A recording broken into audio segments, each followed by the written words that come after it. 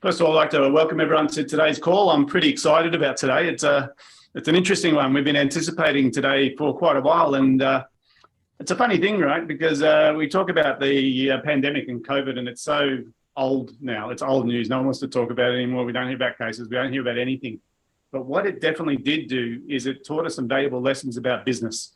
And I've watched a few of the people we work with who have actually used this last 2 years as a way of creating a new strategy into their business, accelerating some of the growth from a technology point of view, and just really springboarding. Okay, so we sort of thought about what we're going to talk about today. And the idea was, look, the problem with an event like that's happened in the last few years is it goes into history and we forget about it. We go back to business as usual. Now, my hope is that we don't go back to business as usual. My hope is that we actually take the elements of what we learned. One of the things I learned very early as a coach is that the importance of learning from your mistakes, because failure is neither good nor bad, right? It's not the failure that's the problem. It's what we do as a result of the failure that really determines whether we learn from it or whether it just becomes an ongoing problem for us. So today we're talking about how to get outstanding growth over the next year using the last few years as a springboard. Just a bit of a foundation. For those who I haven't met before, my name's David Guest. I run Outcomes Business Group. We run these events and we've been running these for a number of years now. And the whole idea is just to give people insights into how they can accelerate the growth of their business and get that business dream reinvigorated. I've been doing this since 2001, so we're in our 21st year this year. And this is one of the interesting things that I've found. Too many people that I meet in business are like this. Their operations is flat out. We ask them how business is. They say, we're flat out busy. They do a little bit of marketing, little or no marketing.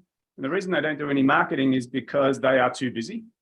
And they justify it by saying most of our work comes through word of mouth or referral. Is anyone getting most of their work through word of mouth or referral? Can I just get a quick show of hands for those guys? One or two, okay. And then their admin is something that they do as a subset. Now, the real issue with these people is when we go to grow their business, they're stuck in the middle. And as long as that business owner is stuck in the middle of the business, scale is difficult. So when we talk about doubling the size of a business for someone who's in that scenario, that means work twice as hard. The ideal scenario is simple, right? Marketing, operations, and admin should be in equal proportion in a business. And the business owner themselves should be working on the business, not in the business. And by being in that situation, it means when windows of opportunity like what's about to arrive over the next year come up, that person has the opportunity to really leapfrog everybody else because they've got the time available to see what's coming, to read the play, and to make sure they're being successful. We have 3 presenters today, and I'm the first one. So I'm going to be doing a very short presentation talking about the structure of growth in business. And then we've got 2 other presenters. So we're going to be talking about marketing and how you can actually increase the lead flow and the conversion coming into your business. And then we're going to be talking about systemization and how you can improve the productivity or the workflow of the production side of your business. So this whole idea of springboarding today is going to be hit by 3 elements. 1 is the business plan itself. 2 is how do I get people into the business? And number 3 is how do I get the product out the door? So let's get started. My first premise is that most people that I meet are stuck in chaos. And when we're stuck in chaos in business and we try and grow a business in chaos, we just grow the chaos. And the one thing I've learned is that if you want to be successful in business, the first thing you need to do is get control back of your business. Now, there's the second step once we've got control is we can start to work on the growth or what we call the engine room of the business. And growth is literally about building sales. So building leads, building conversions, getting clients in the door. But at the same time, we need to build our ability to deliver our capacity. Now, they should work in tandem. So we grow sales, then we grow capacity, then we grow sales, then we grow capacity. And as long as those things are in roughly equal proportion, then we should have a very streamlined and very efficient business. That's not the end of the road, because the business owner's real leverage is in this top thing actually called leverage. And this is when the business owner doesn't do much in terms of day-to-day operation. Where they focus their energy and attention is in strategy. What's about to happen? Because when we have like the recession that's about to be called, who was around for the 2008 recession? Who was in business around then? Yeah, a few of you. Okay. We remember it well because what normally happens during recession is anyone that was hanging on by their fingernails prior to the recession goes. Anyone that's got a nice buffer in their bank account can ride out the storm. And then the smart players say, this is a great time to be acquiring or to be looking at how to strategize and how to leapfrog my business. So I'm going to suggest we're about to hit that time when the smart business owner says it's going to be good buying, it's going to be good acquisition. And so we need to be in a position of leverage. Now let's just break down these three pieces really quickly. So chaos to control. Now, to me, when we talk about chaos and getting out of chaos and getting into control, there's three things that you need to do.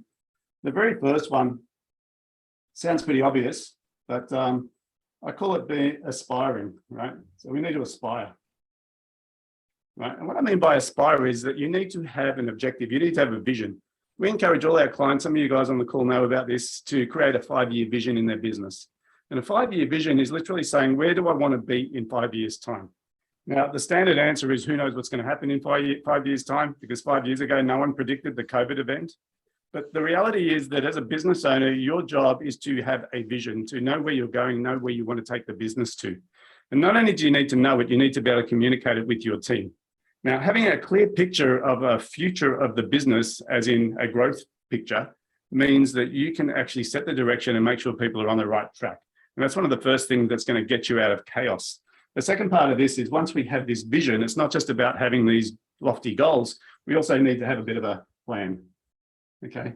Now, to me, it's not about the plan, it's about the planning, right? The planning, right? And what I mean by that is planning should be something that we're doing on an ongoing basis, right? Which means that people need to be having a planning process. They need to be thinking about how do I reroute myself. Think about how your GPS works, right? We all have a GPS. We all carry it in our phones these days. Hey, Bruce, how you going? Nice to see you. And the issue that we have with the GPS is that it doesn't work really well unless we actually put the destination in it. And when we put the destination into this thing, then it starts to calculate our route and it tells us whether to turn left or right at the end of the street. If we make a wrong turn, the GPS does a reroute. Now, when the economy changes, our business plan needs to do a reroute. So we might still have the same destination, but we have to recalculate how to get there. And the people that recalculate the fastest are the ones that actually get the traction in the market. The last bit of this is that we actually have to have some level of accountability. So we need to measure. Okay. So those three elements, just in their entirety, will give you a sense of control over your business. So having a big picture, having a go-to plan that tells you whether to turn left or right, and then measuring the results to make sure you're tracking. Now, once we move out of this whole chaos to control, because there is a thing, one of my favorite quotes of all time is Albert Einstein's definition of insanity: do the same thing, expect different results. We need to be very mindful about what do we need to do differently to take advantage of the situation. Let's talk about growth for a minute, because I think this is a really key element. And for a lot of people in business, if they're in chaos, they don't think about growth, they think about survival. When we go into an economy that's down, people are going, well, we just better batten down those hatches and we better just make sure that we sort of lean out and make sure that we're just going to ride through the storm. Now, that's okay, right? I don't mind that. But what it does mean is that those people that are a little bit more ambitious and have a growth strategy in mind are going to leapfrog. So what does a growth strategy look like? Well, same thing. There's three components. The first one is that for some people, they never really had to market before. And especially in the trades right now, a lot of people in the trades, who's in the trade business right now? A lot of trades are just going ballistic. They're busy, right? And they're going, oh my God, we've never been so busy. Here's my big concern. You're not busy because of your marketing strategy. You're busy because the economy has given you, a bonus. And if you're in that situation where you're grown as a result of what's been going on in the economy, the danger is when the economy turns, so does your fortune. So what we need to be thinking about is we need to be considering marketing as a non-negotiable. So growth, the first thing we need to know is how do we attract high caliber prospects, high caliber clients? Even if you're flat out busy, I think marketing is a thing that is underrated, because marketing does two things. The first thing it does is generates leads for you. The second thing it does is it eliminates price competitors out of your market. Right? When you market in a saturated market, you're trying to make a point of difference. And so you're getting people to understand why they should spend money with you and not your competitor. So we need to be really good at getting that message out there, regardless of how busy we are. The second part of growth is that you need to be good at converting. Right? So we've got our attract, we've got our convert. And converting is all about sales process. Now, I know some of you guys that we've worked with for a while, you understand the value of having a consistent sales process, right? Making sure that we deal with objections, making sure that we measure our conversion so that we know how to adjust things and how to optimize the amount of money that we're spending on our attraction strategy. Because to me, marketing is a mathematical equation. It's very simple. It doesn't matter how much you spend. What matters is what is the return on investment. And if I can get my attract and convert strategies working for me, it's going to be one of the best investments I ever make, because it's in my own business and it's going to produce work for my delivery side of my business. Now, the third part of growth is obviously if I'm good at attracting, I'm good at converting, then I need to be able to deliver.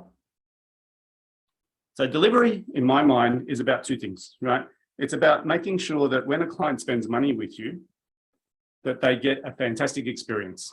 Now, not only should they say, you're awesome at your job, Bruce, they should also be saying, not only are you awesome at your job, I know 3 or 4 people that should be using you as well. So what we forget when we talk about delivery, it's not just about delivering your product or service.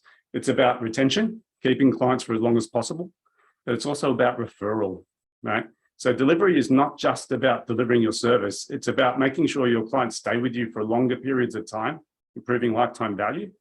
And it's about making sure that they are referring you to other clients. Because we all know that referral is one of the best forms of lead generation, right? And everyone wants more referrals, but no one knows how to get them, right? And the short answer is, don't just do a good job, do an amazing job, and make sure that you're measuring how many referrals you get as part of your delivery mechanism. Now, what this does is this compounds the growth of the business as well. So attract, convert, and deliver are the 3 things that will grow your business. Now, it still requires you to roll up your sleeves and work quite hard. But the idea here is simple, okay? If we grow the business, it will generate cash, and that cash will then feed our ability to employ people, to replace ourselves, and to get ourselves out of working in the business and get us into the situation where we become more strategic. Which brings me to my last point. And just before I go there, another one of my favorite quotes, Jim Rohn. I read this book when I was 21 years old, one of his books, and this one stuck with me. You know, it doesn't matter what the environment does. It doesn't matter what the economy does. What matters is that you're better this year than you were last year. And whenever you benchmark yourself, don't benchmark yourself against your competitors. Benchmark yourself against you. And therefore, all you're thinking about is how do I become better rather than wishing life was easier. The last section I really wanted to touch on in this piece is this idea of leverage. This excites me the most, right? Because there's an old saying, small hinges swing big doors. And when we run a business, leverage is about doing more with less. Leverage is about actually getting some exciting growth in your business without having to work much harder. And how it works is sort of simple, right? We need to get out of chaos. So we need to get some control. We need to make sure that we grow. So we've got business coming in and we've got service delivery going out. And we need to make sure that's all systemized. Now, once that's systemized, then we move into what we call the big game of business. The big game of business has 3 components to it. Now, one of the best kept secrets of being successful in business, and I'm going to tell you today, and you can keep this to yourself, or you can tell everyone, is finding and keeping great people, right? I'll tell you now that you cannot scale a business without great people. And thinking you can do it on your own is naive at best. And some people say, oh, I don't want to employ people, it's too much of a headache. Or I outsource everything. Whether you contract it, whether you employ them, whether you outsource it, really doesn't matter. Scaling a business requires team. And so when we talk about leverage and when we talk about the skill that a business owner needs to acquire, the one skill that will take you far and above everything else is your ability to find and keep good people. So it works in 3 levels. So when we talk about leverage, the first thing that we need to do is we need to start thinking about what are the roles, okay? So we talk about defining. I can do this without on my screen. Now, when we define roles, what we're saying is our business is a machine. Every component of it has a function, and that function needs to be defined because finding the right person to do the right job is hard enough as it is. But if you're not clear about what your expectation is of each person, and what we're talking about here is defining a function, not just the job, right? So think of your business like a machine. There's inputs and outputs, and there's little black boxes.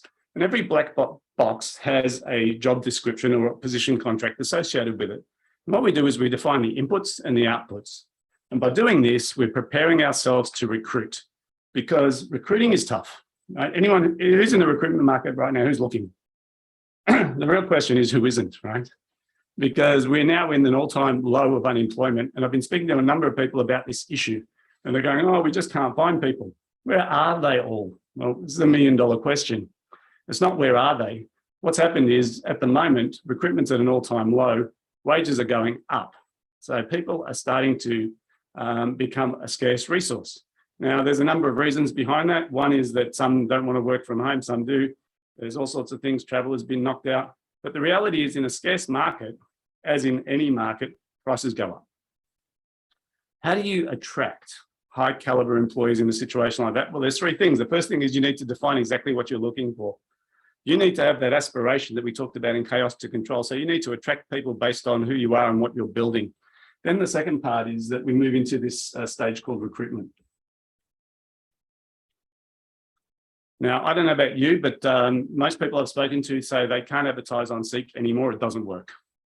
And one of the reasons it stopped working is it's saturated, right? Everybody is advertising on the same channel, which means when you put your ad up there, it competes with, I think someone was looking for a marketing manager the other day, and we found that there were 1,700 roles in Melbourne for marketing manager. So as soon as you put your ad up there, you're 1,701, okay?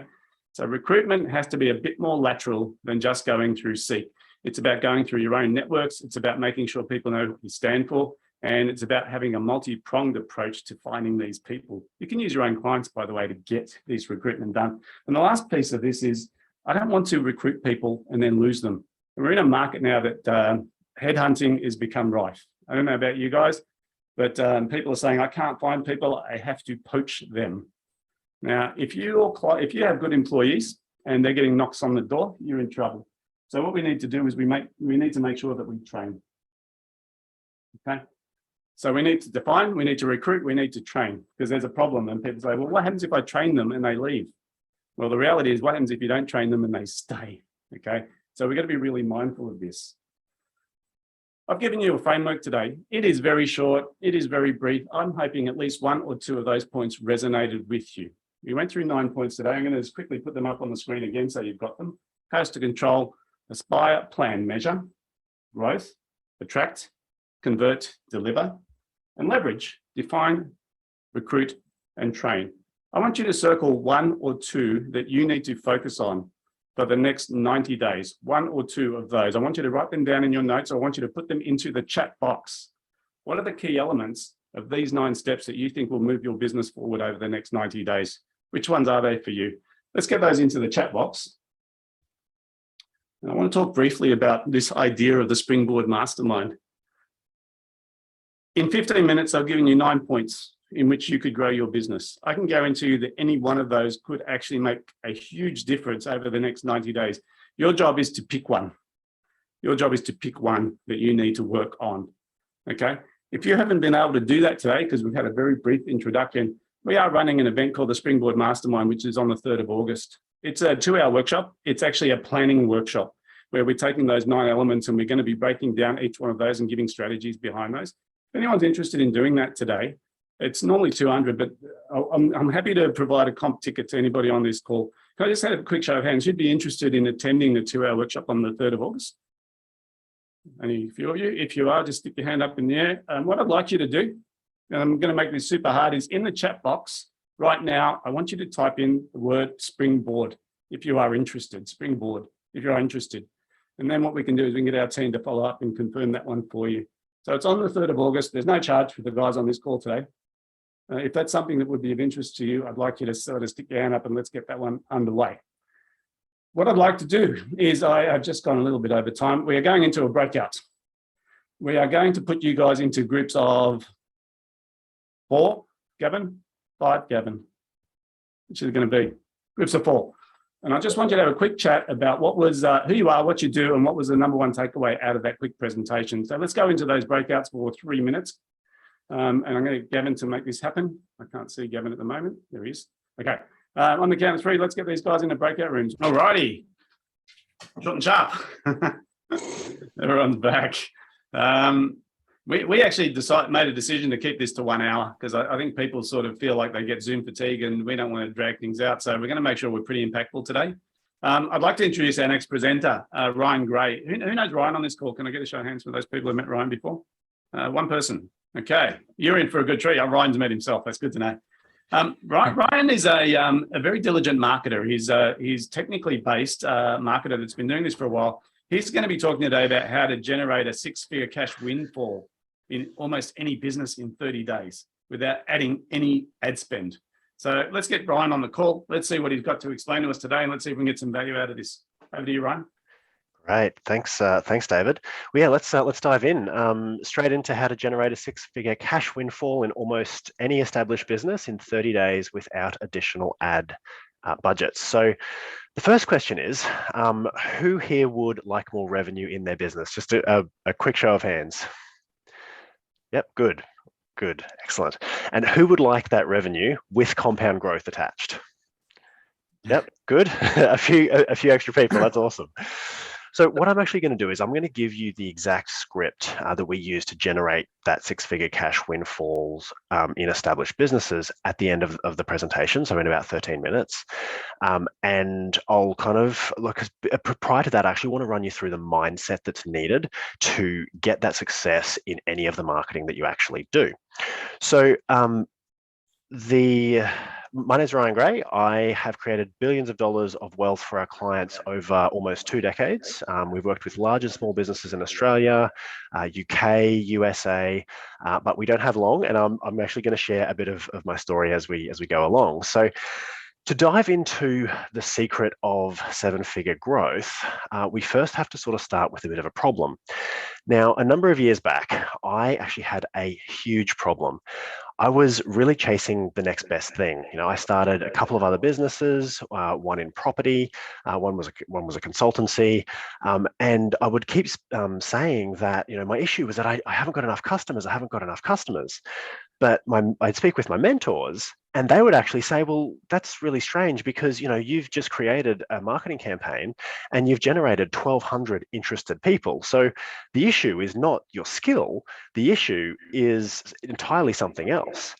And the issue really ended up being that we were at this stage where we were stuck. So we'd hit this glass ceiling of revenue generation, and there was ups and downs around that level, but I couldn't break through that glass ceiling. And so what I realized that it wasn't the tactics. I knew the tactics. I knew what was going to make money. I could execute on that easily.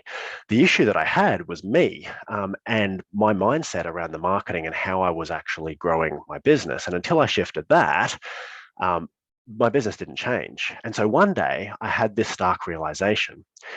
I just put on a salesperson, and he had taken so much effort to get, because I was determined that I wasn't going to have another bad salesperson experience. I'd put him through the ringer. I had, done multiple interviews. I'd done videos. We'd done quizzing, personality tests, the whole bit. We'd had HR agencies involved, and we'd finally hired this guy. And then suddenly, one of the 2 pillars that was holding up the roof of my business fell off. Facebook banned our ads. And I was like, oh, we have no longevity in our business. We have no long-term stability. If an ad platform says that, they're going to turn us off, then I've got nothing for my brand new sales guy. And for 3 weeks, I was, after an incredibly expensive experience, I was, stuck with like one pillar that was holding up my Parthenon, which is the example of where this image comes from. So then, to add insult to injury, when we did get into the swing of things, he would consistently complain about how awful the leads were. And so if we looked at all of the leads that I was getting and paying for, only about 60% of those would actually show up, which is kind of the lighter colors that you can see there. But then only half of those would have any clue when they jumped on the call about what was going on. And so it was this case of, hey, I'm generating all of these leads, but I only really had a shot at best at about 30%. So we ended up having 2 problems. We had the one where we were stuck, at the volume of potential business coming in. And then we had, the condition that the leads were showing up in, which was a massive issue. So I had to shift from making time my enemy to making time my friend, from this short-term thinking of lead generation, lead generation, lead generation, to more longer-term thinking about, great, what are we now doing with these? Are we building a relationship with these guys? Because I realized that anyone in my industry or anyone in business in general who had a longer term strategy, who had an organic strategy even, who, was thinking a bit beyond month one to pay for month two, they were going to way outperform anyone who had that short term strategy. Because anyone working short term, and some of you have been in business who, for a while now, you will have seen that, in the times that you focus on the short term stuff, it goes up and down and up and down, without really getting any long term traction. And the real issue that I have in the marketing industry is that they only really give you part of the picture. They say, you need to do YouTube, you need to be, running ads, you need to be, doing all of these things. You have to be on TikTok, all that kind of thing. And like, that's good. You have to buy traffic, you have to do landing pages, you have to do, all of the stuff, which, that's part of the picture. And yes, we do help with those, and we help our clients with those. But the other part that they just simply don't talk about is this fundamental shift to a longer term strategy, because that is what really drives stability in your marketing. And so I realized that there were really only three options. I could sit there and I could be a scavenger. I would sit on a rock and I would hope that something came to me. But I also thought that, sitting on a rock and waiting for business is really sort of, the bottom of the food chain. That would be the referral component to my business. And that's good. That's an important part. But I'm not just going to sit there where I'm taking handouts from someone else and being totally at their mercy. I wanted much more control than that. So then I realized, hey, I could be a hunter. And so then we progressed into, buying ads and being more active with our marketing. But I was eating what I killed. And mostly I was living hand to mouth. I didn't really have any leverage to create food.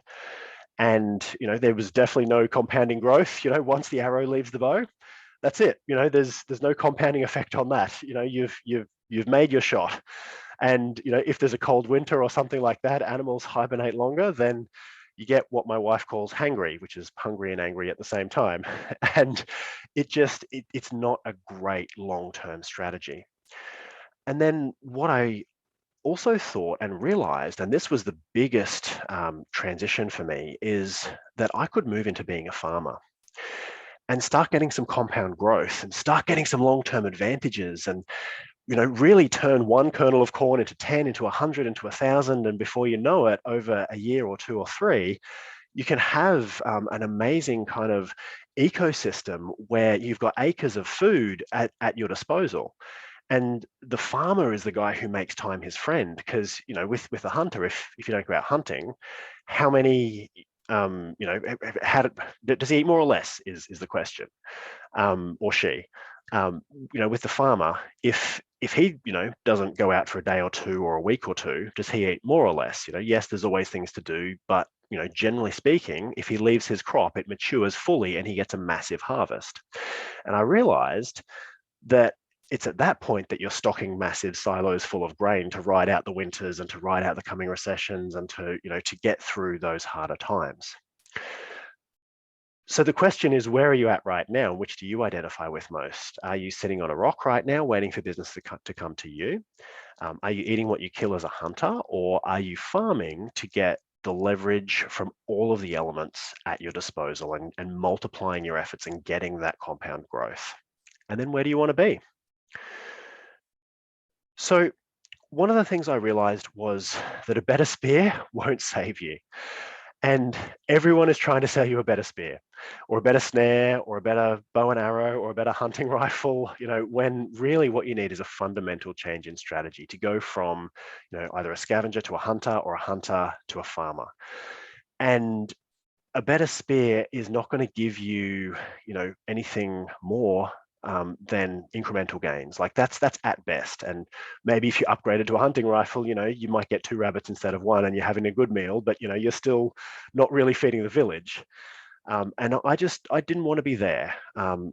And I was sick of being told that I needed, the next ad strategy, the next script to copy and paste, and that. And look, again, there is a place for all of that, and I am going to give you one at the end. But 3 years from now, or even 1 year from now, we're all going to turn up in business. The difference is, how are we going to turn up? Are we going to turn up with, a silo full of grain, or are we going to turn up still kind of waiting on other people to give us work, to give us the food, or somewhere in the middle where, there's different varying degrees of, I'm partially in control, but, also not really, if there is a bit of a colder winter that, that is coming, am I going to be in a great situation? And so what I'm going to do is, at the end, I'm actually going to give you an opportunity to jump on a call with me, and we can have a chat about some of the strategies that are short, medium, and long term to help you get to that next level. So good marketing it's just like farming. It's, in the business sense, it's educating your potential customer. It's creating a number of touch points with them prior to speaking to you, so that they're more educated. There's a deeper relationship with them. They understand about you, your business, what you do, how you do it, and they're of the opinion that you're actually a great fit for you, for them. And really, the farming is working your database. It's creating content that lasts beyond, the next set of eyeballs. It's creating content that Google likes long term. It's, working on things that are going to give you payoffs, well into the future. So, and the other thing is, it's opening up strategies that are going to give you access to more people than just the little 3% who are ready to go right now, because there's another 17 odd percent in any given market who are researching, and most people discount those. There's another 20 or 30% who are aware that they have a problem but aren't even aware of a solution. So in order to get to this concept of farming in our marketing, we want to get our prospects to know us, to like what we do, and to trust that we're the best fit for them. And that's what we do for our clients. But beware of the transition, because unless you have a farming background, I know that I couldn't just buy a farm and move out. I would need to employ some expertise. I would probably need some training. I would need to, get a farmer to come out and help me. It's not something that I could just make a sudden transition. So, to get this fundamental change of strategy, you really have to employ some expertise, and that's where we come in. So now, I did promise you the script, and this is actually the exact script. Now, you should hopefully be able to see that this is where you can go hunting. This is going to give you a meal. This is going to put some cash in your business. But it's not the be all and end all. This will get you started. So here's sort of where to find the deer that you can have a bit of a feast. And it goes like this. Hi, name. Are you still interested in your key benefit? Your name. Now, the more you add to this, the less it works. The more you take away, the less it works.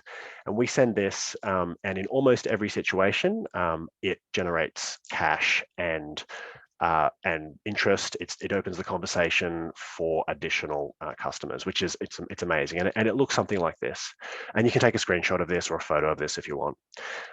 Hi, John. Are you still interested in closing more sales this year? Brian. It's literally that simple.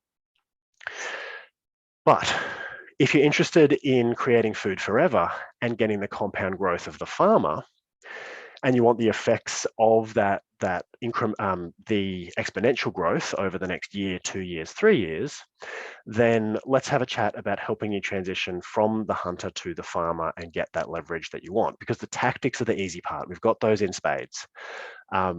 What I need is the mindset shift, and what most people need is the mindset shift. So what I've done is I've actually set aside some time over the next week or so to do a few marketing health checks. And what we'll do is we'll create a free 90-day marketing plan for you based on those results. The goal with that is to give you a couple of small hinges that swing some big doors, that are the really low effort activities that produce the big cash results. And if we can show you how to, give you a 10, 20, 50K a month in some cases, extra in your business by plugging a few holes, then, you might see that hiring us is a good thing to do. So If you are interested in that, please register your interest at findoutdetails.com/event, and you can do that now. Yeah, so if you jump on, you will be given the opportunity then to make a time for a call, or we can contact you if you don't get a chance to book a time. But if you definitely jump on now and register your interest, then you'll definitely get a spot in the next week or two. So yeah, that's it from me. Fantastic. Let's give Ryan a nice hand. Well done. You managed to get it right into the time slot. Being very mindful of time, what we're going to do is I've just typed into the chat box that URL, findoutdetails.com, if you'd like to book a time with Ryan, or you can just go into the chat and chat with him directly. What I'd like to do is I'd like to move straight on to our next presentation. So Damien Lacey, who's met Damien Lacey before? Can I have a quick show of hands, anybody? A couple of people. Damien's been, I've known Damien for a number of years. And one of the things that inspires me the most is his thought process around systemizing business. And he'll tell you his full story, but he comes from lean manufacture and he teaches people how to literally find the wastage in their business. So his presentation, Turning Revenue into Profits by Supercharging Your Productivity in the Next 90 Days, is going to take you through some of that strategy. Let's get Damien up on the screen and let's get this going. Over to you, Damien. Hey, thank you, David. Hello to everyone. And yeah, let's get started. So thanks for the opportunity to David and the group for today. So we'll be talking about how to supercharge your productivity and your profits in 2022. Bit of a background. My name is Damien Lacey. I'm the founder of OE Partners. OE stands for Operational Excellence. I began working with lean business transformation and productivity improvement around 2002, 2003. So I joined Robert Bosch at that time, and they were going through a really big step change in the way they ran their business, a complete reset in their operations to become more productive, more competitive, because if people recall, lots of competition in the automotive industry and a lot of competition from other plants. And so it was a real reaction to that fierce competition that led to the reset. And it was a really good experience to see the dramatic shift that was possible by applying lean tools and principles to an operation. And I've kind of been hooked ever since. Now, Toyota is the source of a lot of thinking around how to reset an operation in a supply chain, how to really boost productivity. And so I was keen to learn from the source, so to speak.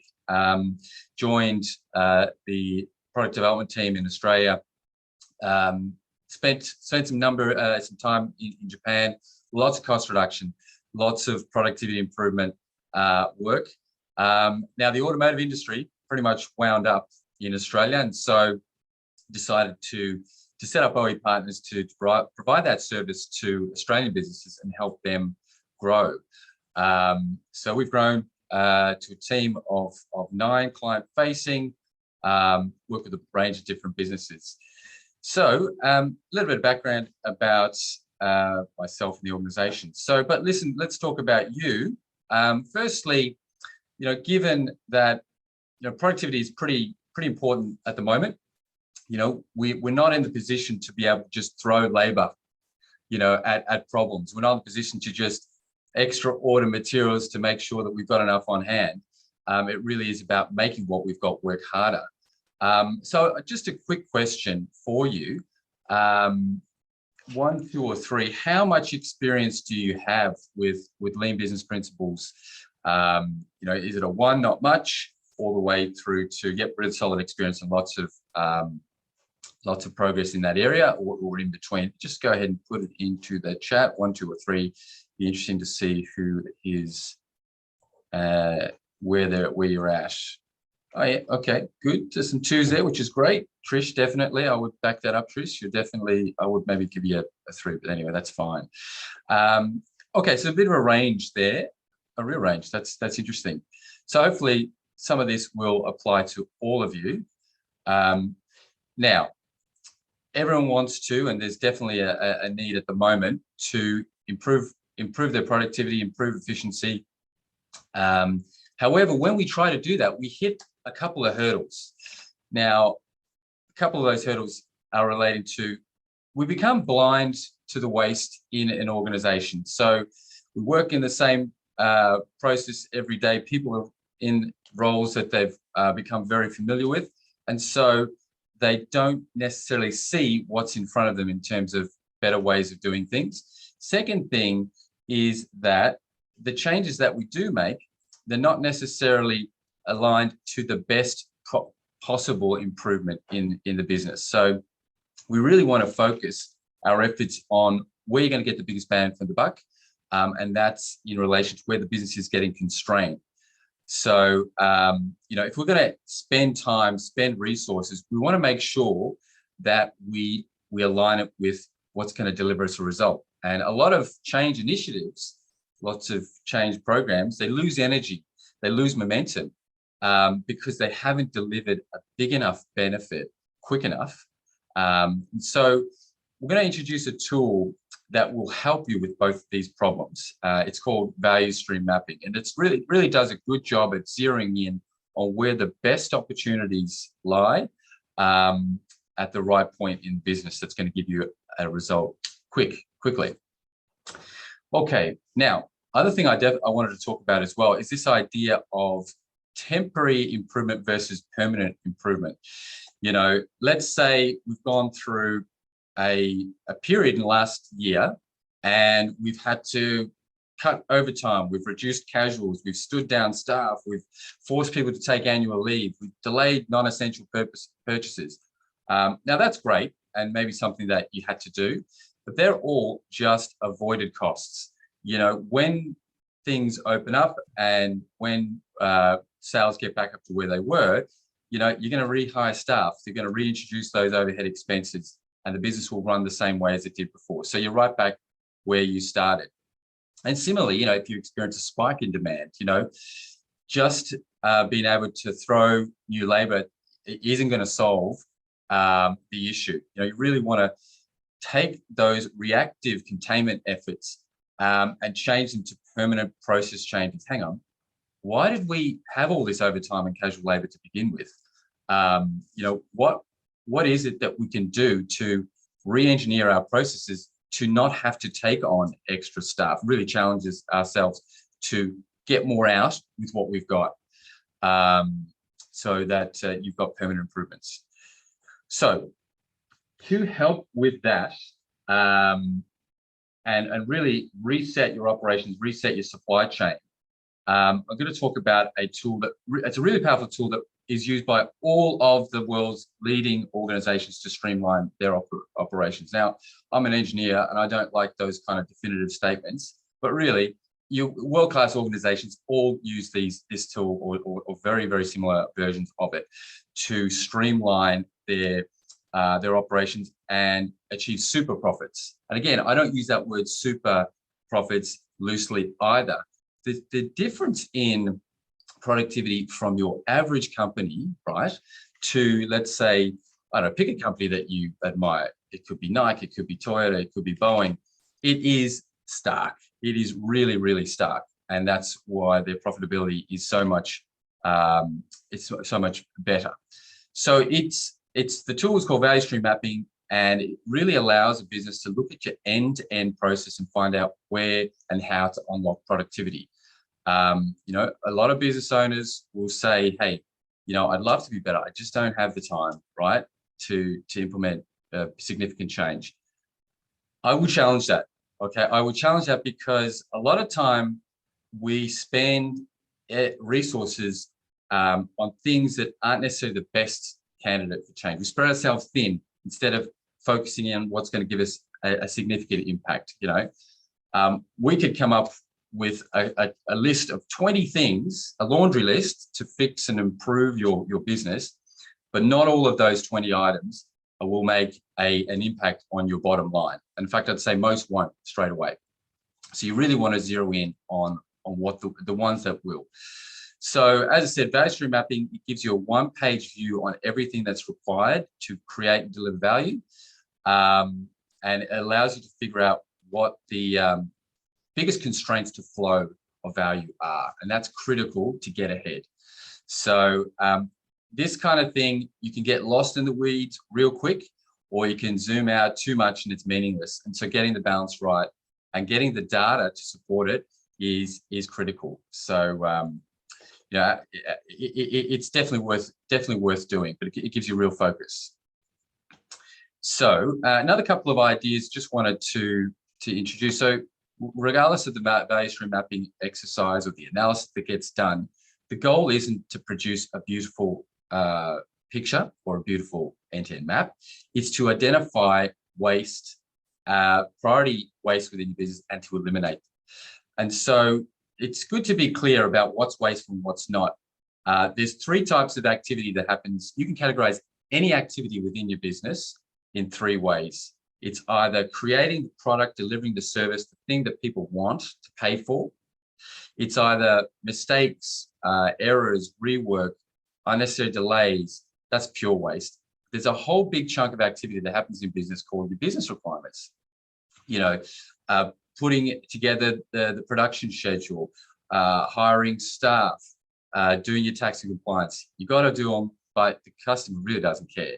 And so you want to, the great thing about waste elimination and zeroing in on what's holding the business back is that it does 2 things, right? It reduces your costs, which is great. That helps your profitability, but it also creates capacity within your business to deliver more work, which improves your sales. That's why it's so effective at improving profitability, because it helps with both components of the equation. Another thing, commonly shocking statistic, is that if you were to time every activity in your business, the scary thing, only 5% of that is actually value add. So I'm just going to pause there for effect and allow that to sink in.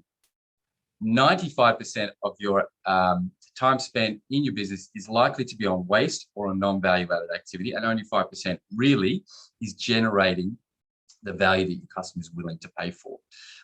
So it's good to get clarity on that. So when your people say to you, or maybe you've thought this yourself, that, look, I'm not sure that there's really much that we could do better. We're running, you know, we're doing pretty well. I would challenge that. And once you've got the numbers and you get clarity on what's wasteful, what's not, you really can see where there's opportunity to become super profitable and a lot more productive. Okay, I'm just mindful of time here. I will, go through just some quick examples here.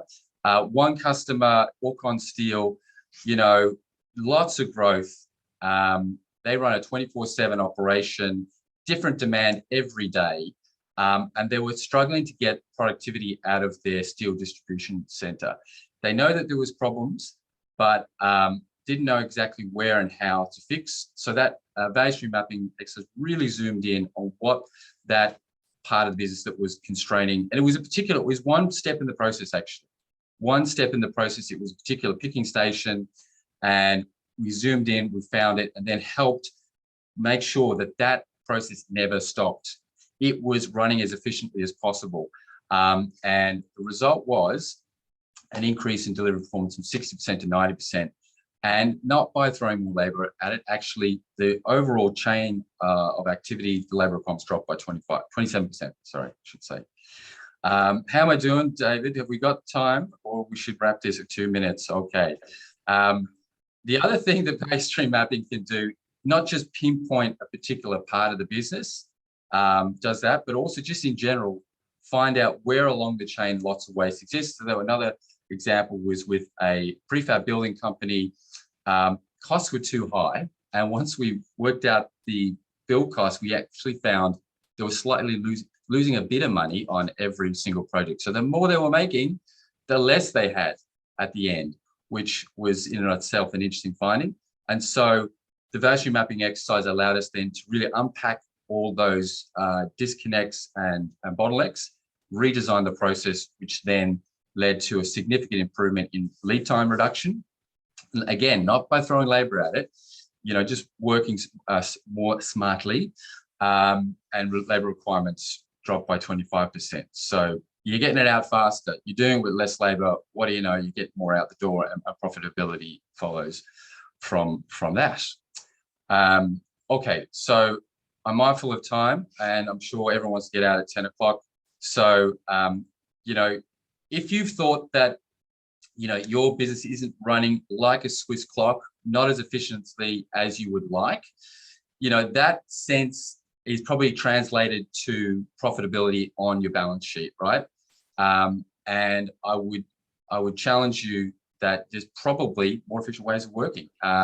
Be good to have a chat about that. So if you are interested in understanding how to get that picture, or just understanding where you are today and what are some recommended next steps, then let's have a chat about it. And governments don't do everything well, but there are some initiatives out there to help you with exactly this kind of thing. Productivity is a buzzword, and there is some support out there to help businesses improve their productivity. And I'm gonna wrap it up there, David. Is that how we're done with time? Perfect. You've done perfect time. Over to you. Guys, we've gone through 3 different phases today, and I know it's been a lot in a very short period of time, but today was really just to hope that you start thinking a little bit differently. All right. We talked about the last 2 years as being a springboard, and we just entered into the new financial year. And I love New Year's. I love New Year's Christmas. I love New Year's financial, because it gives us the ability to do what I call zero-based thinking, which is knowing what I know now, what would I do differently? And so we have 3 opportunities for you today to actually leverage this time of year. And for me, as a business owner myself, I know that stopping, reassessing, and rerouting based on current market trend is one of the best and most cost-effective things I can do. You've got a marketing guy on this call that said, stop hunting and start farming. And I think for a lot of us, we get this, right? Farming is something that is a slow process. You plant the seeds and you wait. And then you get these little seedlings and you wait. Damien's just identified that most of us are at 95% inefficient, which is terrifying for me, right? But the reality is that most of us do not look at our process as waste, and we don't see this thing called admin as something we can't do. When you have an external person looking at these things, you will find that they find things that you can't see. Because an old saying, a fish can't see water. I think for most people who run their own business, they cannot see what's not working for them. They need an outside expert. What I'd like to do, we've got about 3 minutes left, and I hate leaving an event without making sure people don't have clear action items. So I just want you to, in your notes, write down somewhere what has been the top 1, 2, or 3 distinctions that you've gotten out of today's session. What are the top 1, 2, or 3 distinctions that you've gotten out of today's session? Just going to give you 30 seconds to write those down. What have you learned? What have you distinguished? What are you going to do differently as a result of our hour together today? Now, once you've written those down, I want you to type at least one of those into the chat box. I'd like to see what people have gotten out of today. So into the chat box, what has been your greatest takeaway or distinction that you picked up out of today's session? I'm just going to give you 1 minute to do that.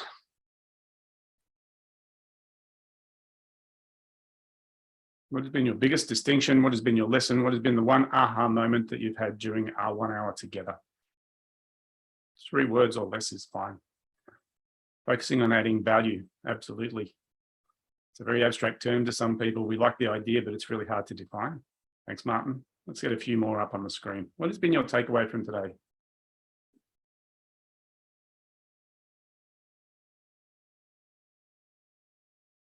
Be innovative with growth now. Yeah. Be ready, because the market's about to give us an opportunity of a lifetime again, which it did in 2008. Planning and the right people in the roles. Absolutely. Thanks, Mr. Boland. Can't see what your first name is.